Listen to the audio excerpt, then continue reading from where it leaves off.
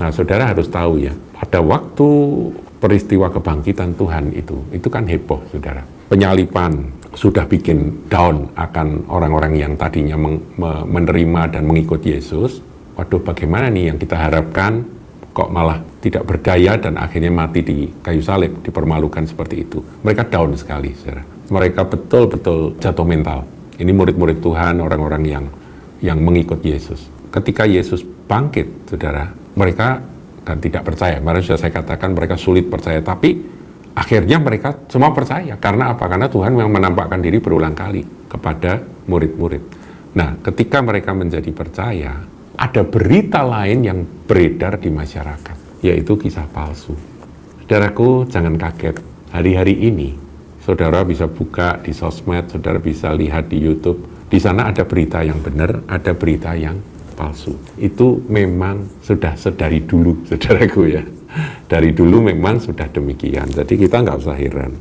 Dan cerita ini tersiar di antara orang Yahudi sampai sekarang ini.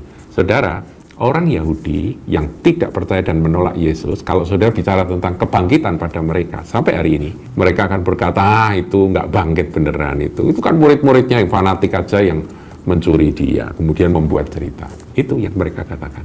Kenapa sampai sedemikian? Karena ada iblis, saudaraku, yang tidak ingin berita kebangkitan dari Yesus Kristus Tuhan Juru Selamat itu didengar dan dipercaya. Mereka sangat takut. Jadi kata-kata yang berbunyi bahwa penyesatan yang terakhir akan lebih buruk akibatnya daripada yang pertama dari sudut pandang orang-orang Farisi dan ahli Taurat itu adalah kemarahan iblis, saudaraku, sebetulnya. Kemarahan iblis yang tercetus keluar dari bibir mulut mereka. Jangan sampai orang percaya pada kebangkitan orang mati. Karena apa? Karena orang itu sehebat apapun kan pasti mati. Kalau mereka nggak punya pengharapan kebangkitan, saudaraku, ya udah, akan jadi orang-orang yang nggak punya pengharapan, saudaraku.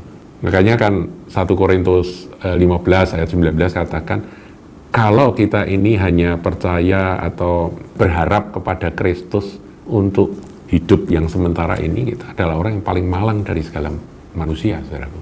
Betul, karena pengharapan akan kebangkitan itulah final destination kita. Haleluya. Tapi inilah yang terjadi. Jadi kalau sekarang ini ada orang-orang yang terus mengatakan bahwa tidak ada kebangkitan orang mati, karena Yesus juga tidak pernah dibangkitkan, itu mayatnya dicuri. Itu memang dari dulu, saudaraku, dan dicatat di dalam Alkitab supaya kita ngerti